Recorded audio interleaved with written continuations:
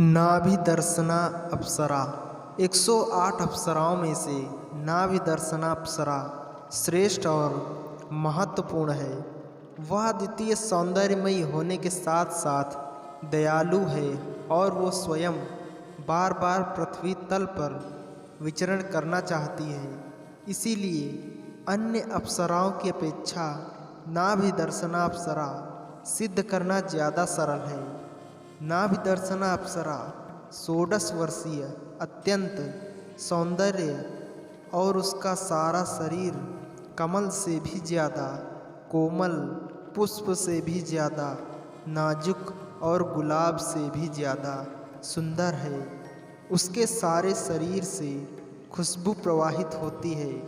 काली और लंबी आँखें, लहराते हुए केस और चंद्रमा की तरह ज्योतिष चेहरा और सुंदरता से लिपटा हुआ पूरा शरीर एक अजीब सी मादकता बिखेर देता है।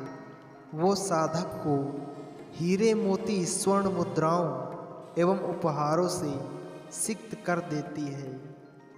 जीवन भर उस पुरुष के अनुकूल रहती है।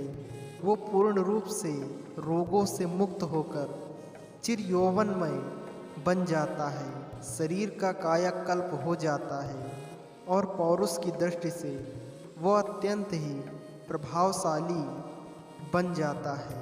जब कालिदास ने अप्सरा को सिद्ध किया, कालिदास ने नाभिदर्शना अप्सरा को सिद्ध किया था और इसी साधना की बदौलत उन्हें वचन सिद्धि प्राप्त हुई थी।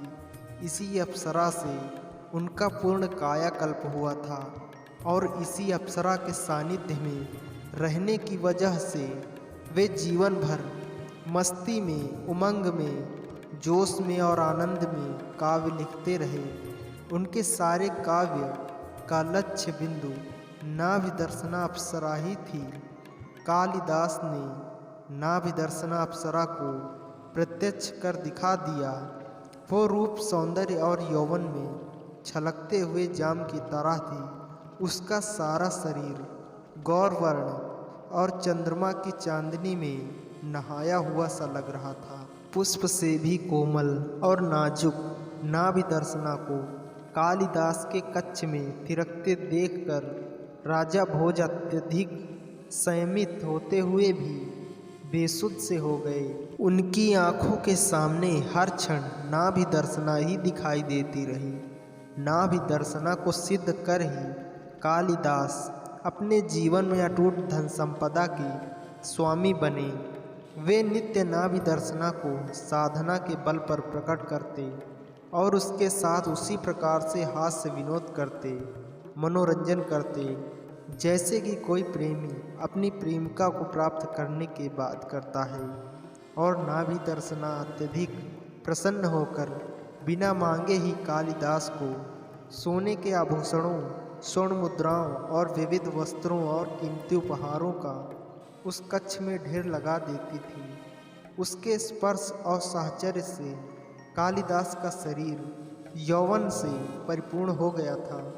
उसके चेहरे पर एक अजीब सा आकर्षण और सौंदर्य उमड़ आया।